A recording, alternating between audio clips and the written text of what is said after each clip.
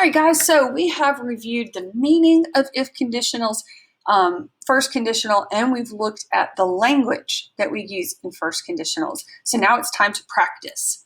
All right, get out your notebook and complete the following if sentences with the correct form of the verbs in parentheses here. But be careful, some of the verbs will be negative. All right, take a minute. You ready? Let's check them. Oops, there we go. All right, so have a look at these, and you see we have, if you do your homework, your teacher will be happy.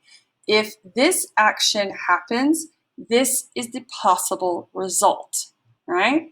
In number 2, we see it's a negative because if this doesn't happen, if you don't do your homework, the possible result is that your teacher will be angry, right?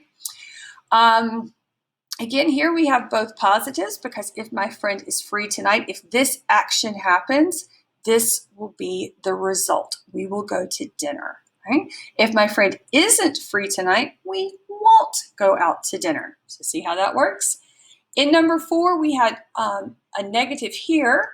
If I don't have a lot of homework, I will go to my village. If I have a lot of homework, I probably need to stay in the dorm and do my homework because in the village I get too distracted, right? And then in number 5, if you drink a lot of coffee, you won't sleep. I know that coffee keeps me up, so I know here I should have won't sleep at night.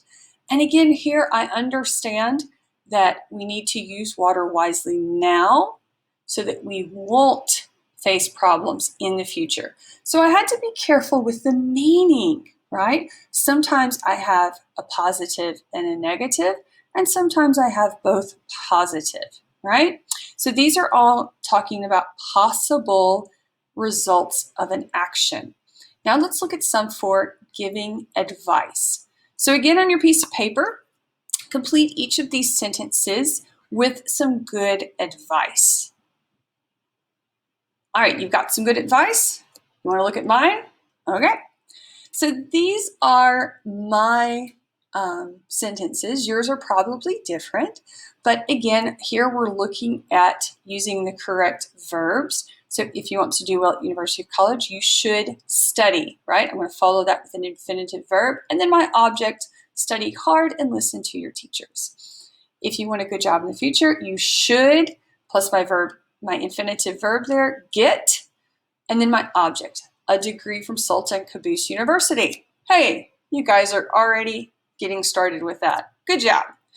Again, here I have my if we want, present tense, verb, and then in my result or my advice clause, the police must give. I have my modal verb and my infinitive verb.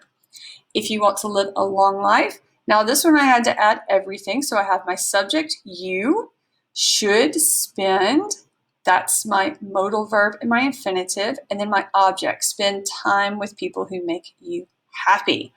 All right? And then again here, we want to preserve or keep Omani culture. What can we do? We can listen, right? We, subject, modal verb can, infinitive verb listen to the stories of older people in our communities. That'd be a great thing to do right now, actually. You have a lot of time.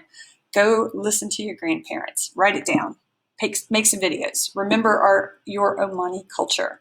And then finally, if you don't want to be unhealthy, so we have a negative here, so this is the thing you don't want to happen. So then what can I say here? You must not sit, right? Subject, then my modal verb with a negative. You must not sit around all day playing PUBG. Go out. Get some sunshine. Get some fresh air. Get off the couch for a little bit. All right, so how did you do with that? I hope you did well and you had some nice sentences. In the next part, we're going to be looking at our first drafts and correcting any mistakes we have with our if sentences and adding some if we need to support our ideas. All right, see